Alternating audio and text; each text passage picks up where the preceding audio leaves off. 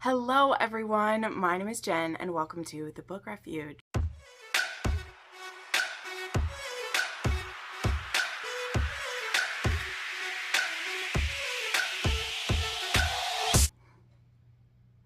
Today I am so excited to be a part of this collab discussing bad A female characters.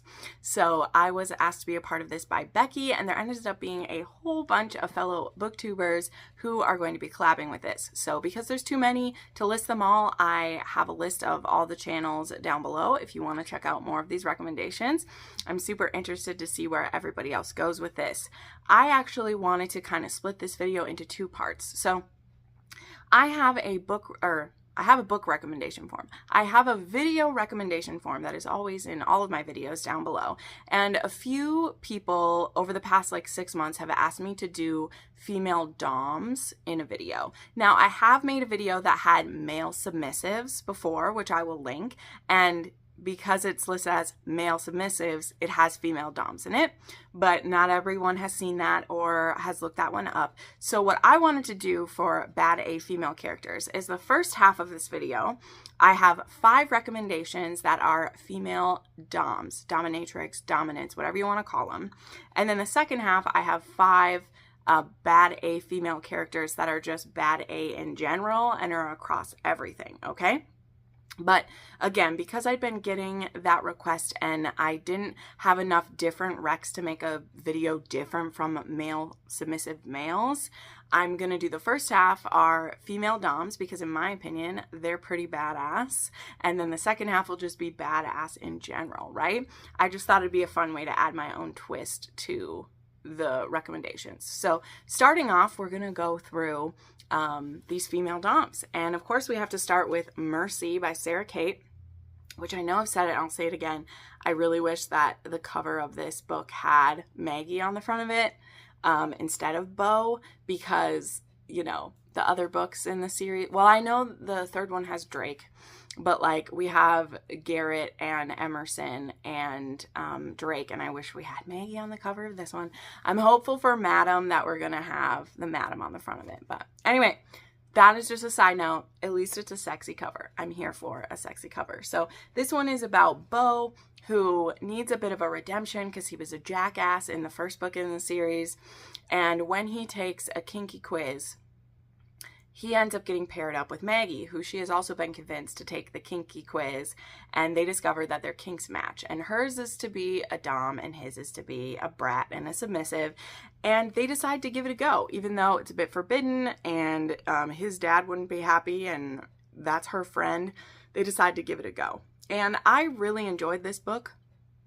I liked how they were both figuring it out. There wasn't one of them who knew so much more than the other. They were both people who were skeptical about the kinky lifestyle, even though she is surrounded by people who do it and it's part of her business. She still like isn't fully comfortable with it. And so I loved seeing how, you know, Bo has been skeptical of it before. He even shamed his dad, saying how gross it was that he was into this stuff before. And, you know, he really kind of has to eat his words now that he's being drawn into it too. But I loved it.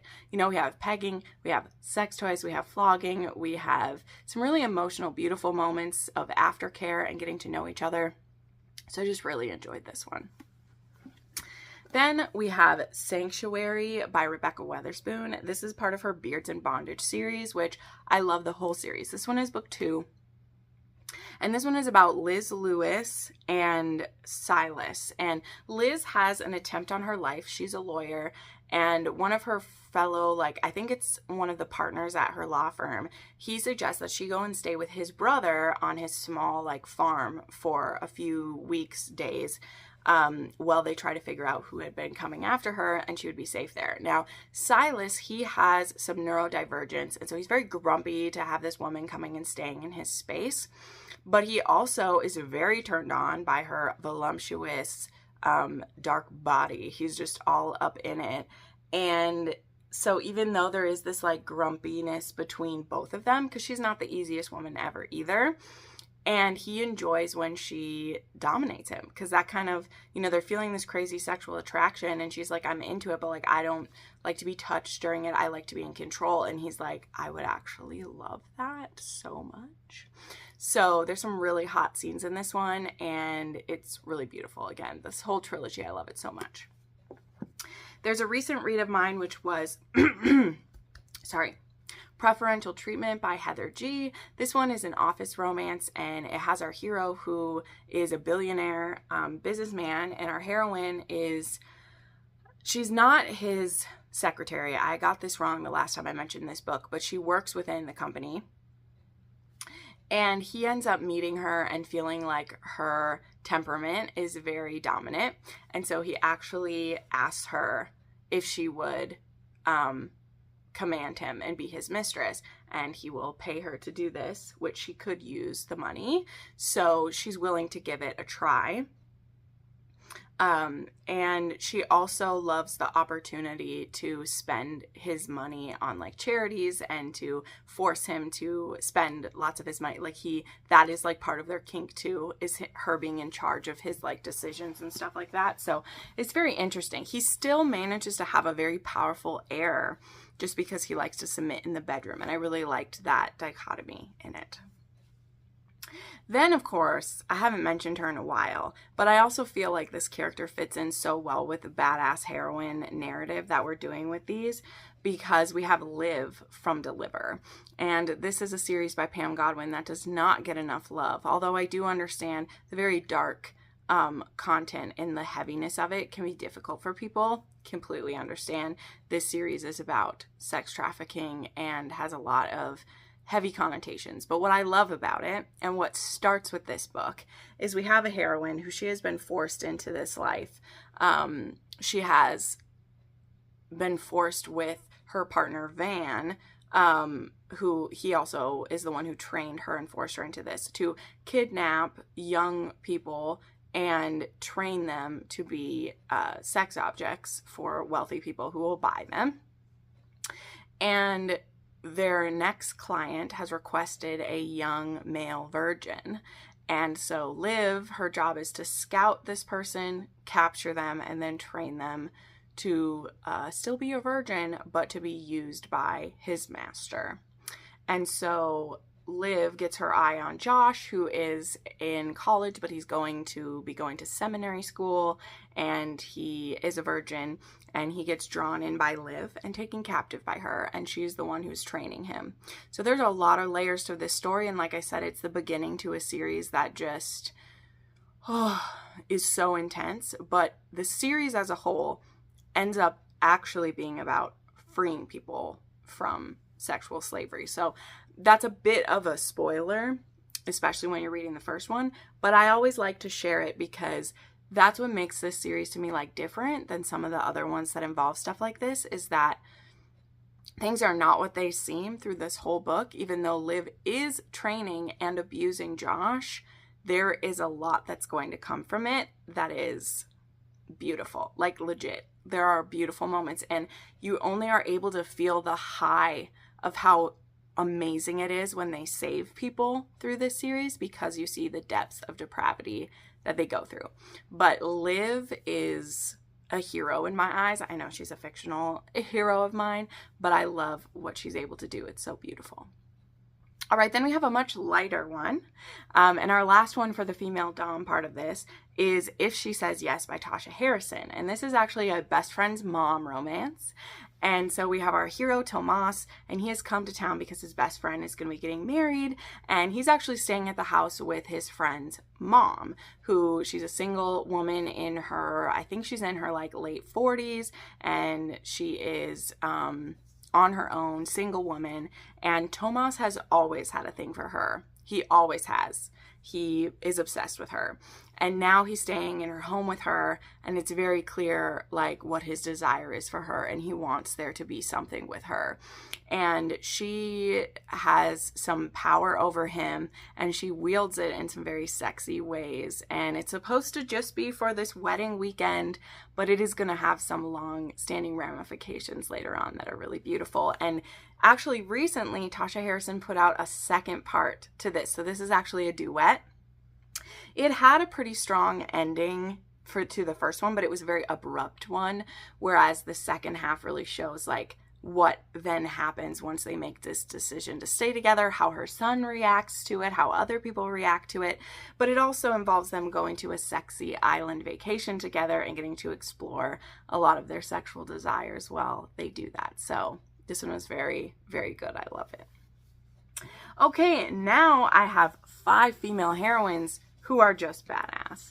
And one of my favorite to always mention, I absolutely adore, is Elena Lombardi from the Heroes and Villains duet. What is this duet called? And now I just can't remember.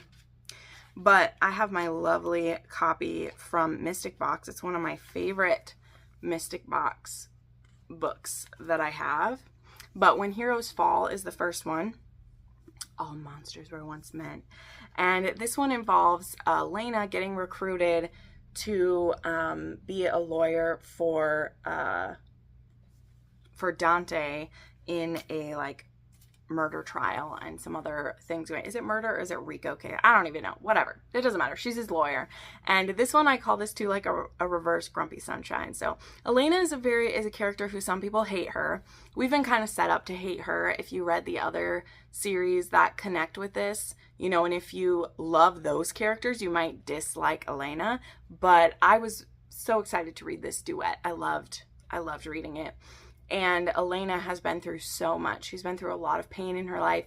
It's really hard to see.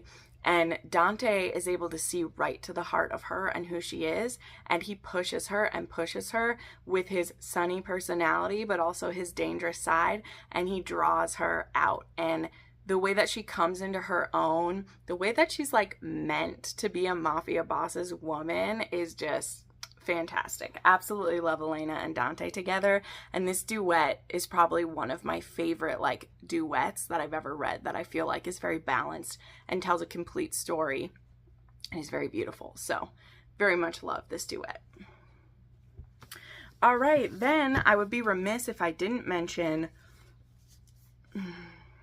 Emma from Between Wrath and Mercy. This is one of my beautiful hardcover copy that I got from Jess, and I have, you can order this, like the hardcover is available to be ordered from Amazon, but I did order a signed copy from her Etsy shop. But anyway, this one is a second chance romance. It's also a mother going after her daughter who gets kidnapped, and so she has to turn to, her ex-love. They were childhood lovers and things went badly, and she hasn't seen him in 16 years. And she goes to him for help because he is actually the prince of this country that they're in, and he has resources, and she is hoping to throw herself on his mercy that he will help her get her daughter back. And he is more than willing to do it. He says, "You do not need to get on your knees and beg me. I will help you." But on this journey, they are forced into proximity, and there are a lot of things that they need to work out. And I love seeing it happen. This book, I stand by it so much. I enjoy it so much, but it does have, you know, it does have a bit of like an info dumping issue to start, but it is a fantasy series, and the audiobooks are available for the first 2 books in this series. So, you know, at least you have that to help you get through it as well. Now that the audiobooks are available, which is really, really good. All right, then just to throw in another kind of like contemporary erotic one here, we have Minx by Sophie Lark. I really very much wanted to mention Blake, I think was her name. Yeah, who is a high-class escort, and she catches the eye of Ramses, who is a man in finance. They actually both dabble in finance. Dabbling seems like the wrong term. Like, he's like a billionaire and she's like a millionaire in finance, and they both end up in each other's orbit, and he is trying to convince her to become to let him become her only client, and she's like, "I don't do that. I'm not going to let go of other clients to let you have complete control, blah blah blah." But these two, they really are playing a power game with each other while falling deeply in love, and that makes the power games even more high stakes than you could ever imagine. But I loved reading about Blake. I mean, Sophie always tells a very powerful story for me, and I thought this one was beautiful. And watching a woman who has had no one to count on but herself try to be willing to give up some of that control and let someone into that they can mutually care for each other. The scene also, of course, has some beautiful kinkiness to it. I mean, it does have little bits of pet play in it that I know might make some people uncomfortable, but I thought it was done very tastefully. There was also period care that happened in this. There's period sex that happens in this. There's some bondage. There is a scene of switching where Ramsey says the submissive scene, and it brought me to tears, actually. It was a very beautiful scene. So highly recommend. And of course, if you get the physical copy of this, well, I mean, in the ebook they're in there too, which is beautiful, but you will get the lovely full page bleeds that are in this one. So that's lovely. All right, now we have 2 more fantasy books, and I'll be kind of quick with these because they've been talked about a lot. I'm putting up Fourth Wing by Rebecca Yarros. I really loved Violet Sorrengail. I thought that she was badass with the tools that she had, using her mind, using her cleverness, using resources of books, as well as gaining information from people around her to play the game, to stay alive when she is at the Dragon Rider school to learn to become a Dragon Rider. And that wasn't something that she wanted for herself, but she's forced into it, and she is like, well, it's either do or die, and I want to live. And so I love how she does that. She's very stubborn sometimes, and there are a few choices she makes in here that I was like, a badass female would have realized she needed help in that situation and deal with it, but I thought it was fantastic. I can't wait for the next book in this series. I know we're all excited for it, but I loved this so much, and I can't wait for whatever comes next. And then the last one I want to mention, absolutely fantastic. I love this book trilogy so much. We have Tasana from The War of Lost Hearts by Carissa Broadbent. And I mean, Carissa Broadbent is certainly getting the mileage these days. I know a lot of people love her. I think every heroine I've read of hers, which I mean, there's only, well, I haven't read one of the other ones, but every heroine of hers I've read has been so powerful and just kicked ass. And this one, you know, we have Tasana, who she has been in servitude in slavery for many years. She's finally at a position where she can buy her freedom and, you know, make a go of it. And then she gets cut down brutally. And so she escapes and she makes it to the Order. The Orders is what it's called, because she wants to help fight against tyranny and slavery and all these things. And they set her up with a trainer whose name is Max, to hopefully, you know, get her to the point where she could be a weapon for them to fight back. So I'm really trying not to spoil some things, but this is amazing. This is a trilogy. Max and Tasana have a beautiful romance through this, but a lot of what makes these books so good is the fact that Tasana never gives up. She has every reason to give up in some scenarios, and she never does. She always finds the will to go on, and to me that is like the perfect definition of a badass character. So yeah, there we go. So those are my recommendations for female doms and badass heroines. I hope you love them. I have links listed down below for all the books that I mentioned. If you'd like to purchase them through Amazon, it does help out me and the channel a little bit. Also, I will have the links to the other collaborators for this video, so check those out if you would like some more recommendations. Thanks so much for watching, friends, and I'll see you next time. Bye.